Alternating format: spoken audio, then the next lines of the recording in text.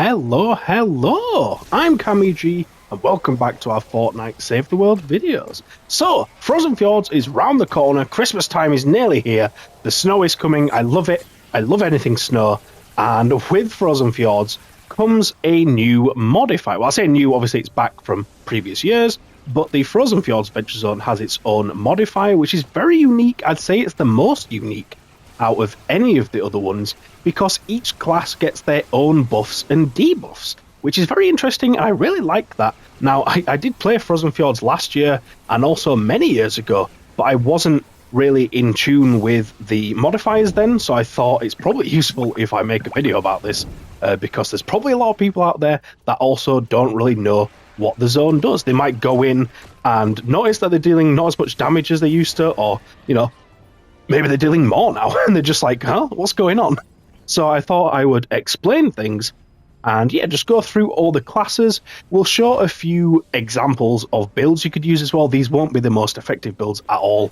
Like, we'll probably come up with those in a few weeks' time as we've had chance to play, and, you know, the actual modes come out. I thought I'd get ahead of it a little bit here, just so you guys are prepped, ready to go. You come up with your own builds as you head into it. But yeah, we're going to start with soldiers. So this is probably one of the ones that I'm going to be enjoying the most, although with the whole venture weapon thing, it's kind of annoying that you can't bring in your own weapons with these modifiers, but it kind of adds a little bit of, you know, randomness and excitement, and at least that's what I'm going to tell myself. But soldiers get double headshot damage, which is already crazy strong. Like, that is very strong.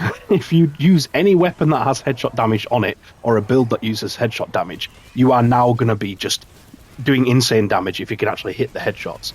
But other than that, you've got ranged weapon eliminations reduce ability cooldowns by 4 seconds. Yes, 4 seconds. Now, I'm assuming this stacks, and I haven't actually been in there to test it because it's not out yet, but you could get things back very quickly with this. Like, I'm seeing a lot of lefty-righty builds come into play here, because ranged weapon eliminations, you could get like 10 very quickly, especially if you're getting headshots, which means 40 seconds is just gone. So lefty-right is just back. Like, that's crazy. And then also, every 6th ranged weapon elimination grants a frag grenade charge, if possible. So basically, it means if you have grenades and if you have charges left to get, you will get a fragment back. A fragment? That's Outlanders, but a frag back. So if you are using a hero that has grenades, which I do recommend because it's making advantage of the buff, then just throw them all the time, because you're going to get one back pretty quickly. Now, there is a debuff. I believe there's a debuff for all classes, and for soldiers, that is reduced melee and trap damage. Now, melee, I couldn't give a shit about. I'd take it. I do not care. I ain't going to be using melees, especially not with a soldier anyway. But yeah, just have it. I don't care. But the trap damage is kind of sad. But generally, when I'm playing soldier, I will put traps down, obviously, to help the team, but I'm mainly focusing on, I don't know, going commando or, you know, a gun build, so it's probably not going to matter too much anyway. So it's not really much of an issue. So I don't really care about that stuff. So honestly, it's a lot of buffs for soldiers. I'm really liking this already, and we're only in the first class. But yeah, for some hero loadouts for that, first off, we've got our crack shot build. So this is a build we use in 160s. So this is going to be strong regardless. But basically, this build works on having larger magazine guns, so generally LMGs, or ones that use a cooldown system, so you never have to reload if you manage it well. So it's got crack shot in the lead, so that's just going to increase your damage up to 50 times. I'll put the description on there for you. Up to 50 times for every shot you shoot. And then we've got Totally Rocking Out as the perk. We've got Battle Beat and Fumble to lead into that, so you're going to be doing more damage. The more enemies you kill, you're going to get your stuff back. Crack shot's actually got lefty-righty, which you're going to get back really quick. Yeah, sounds fun. Assault crit damage, so that's just going to increase your damage. You've got Startup, which adds to the increase in damage as you shoot your gun. And then assault damage is just going to increase your assault and SMG damage. Just generally, you know, it's not the crit damage, it's just the damage. So this is obviously more of an assault rifle build, and it's very strong, and yeah, definitely recommend. Now, another one I've got built up is Urban Assault Headhunter. So this is specifically aimed at the headshots. So each headshot you get increases headshot damage by 4%. So that lasts for 2 seconds. Fire rate is increased as well, and it stacks up to 5 times. So if you're getting a lot of kills, your headshot damage is going to be insane. It doesn't necessarily rely on the fact that you can't reload, which I like about this build. It's also got Totally Rocking Out, same two Totally Rocking Out heroes. I've got Quick Fingers in here because I figure if you're getting grenades back a lot, you could use that to reload super quick. You know, you're using a weapon that reloads, that's fine. You could put a few different perks in here. You could put, what's it called? The Locked and Reloaded would be useful, I guess, as well. But we've gone for crit damage on the assault. You could have the assault damage at the bottom. I've gone for startup just for the increased damage that ramps up with the thing. But honestly, probably assault damage would be better there now that I think about it. Can we just pop that in so that it's ready? Again, Locked and Reloaded is another good one. But yeah, where is assault damage? There we go. That's a good build, I think. And yeah, as I said, these aren't going to be the best builds that you can get for this zone, but it's something to start you out if you are looking for stuff. Now, there's another build I think that would be good, is Buckshot Raptor. So this is a shotgun build. Bear in mind, it's very easy to get headshots with shotguns because you are just point blank. So if you get any sort of, even a pump or a semi-automatic shotgun in Ventures, this loadout would be perfect. So you're just going to increase your shotgun crit damage by 225, that plus the headshot increase. You know, you're going to be spraying, you're going to be taking out loads, rocking out again, which uses fumble. Subwafers in this one, you could swap it out for Totally Rocking Out, not Totally Rocking Out, sorry, Riff. What the hell's it even called? We had it in the other one. The Riff. Rockin' Riff, I think, is it called? My god, my brain has stopped working. We've got Quick Fingers in here again. This is meant to be like a spammy build. We've got Shell Shot just for the increased shotgun damage, and then we've got Armor because this was like a 160 build. You can swap some stuff out, but the general idea is there. Now, moving on to Constructors. They get a buff of building and repair costs are reduced by 66%. Now, those of you OGs out there will know this actually used to be a perk you could get for a hero, but now it's part of the Frozen Fjords area, and it's kind of nice. I mean, it's not the end of the world if you're not playing Constructor for that. It now makes more sense for Constructors to build, which is kind of annoying, because then if you play Constructor, everyone's going to be like, well, you can build then, but, you know, you might not have the material. I don't know. It's going to cause a bit of headaches, but it means it will be very cheap to build. Instead of it costing 6 metal to do a full, you know, wall of metal, it'll cost 2 or 20, I should say. You know, instead of 60, it's 20, which is very cheap. 4-second ability cooldown when you trigger Kinetic Overload. So Kinetic Overload is basically when you crit with hardware weapons, you create sort of like a sonic boom. It does damage to enemies around you, which you can also use Black Knight Garridan, and I believe he can then use Kinetic Overload in Going Constructor, which is probably going to be very powerful now, because you're going to be able to get infinite Going Constructor, I think, using that, which is going to be very interesting to see. I want to get a build made for that. But you also get increased melee impact damage, so again, that builds into the fact that you're probably going to want to play with a hardware weapon and build around that. And then you've got reduced weapon damage as the debuff for Constructors, which is kind of annoying, but, you know, the whole idea is to be playing melee, hardware, going commando, going Constructor even, and that's the sort of idea, I think, with that. So we've got our rigs build, which is built for, you know, general defense. So we've got lofty architecture in there for the building health increase. We've got buildings regenerate. We've got happy holidays just to get our going Constructor back quicker. But honestly, you could swap that out maybe for Totally Rocking Out again. I'm not going to lie, because you don't really need anything related to your base in the team perk. There's not really anything too useful to have there. We've got Overcharge for the going Constructor. Battle Beat just increases your damage. You know, that'd work lovely with the Totally Rocking Out. And if you do have Totally Rocking Out, your last slot will have to be something else that leads into that team perk. If not, we've got Survivalist just to give us a bit more health back. So if you are wanting to, you can just literally swap out Director Rigs for Black Knight Garridan. That will mean that your going Constructor will be able to activate Kinetic Overload, which is going to then reduce the cooldown anyway, so it doesn't matter that it's not going to last as long. You could put rigs in the support still if you want.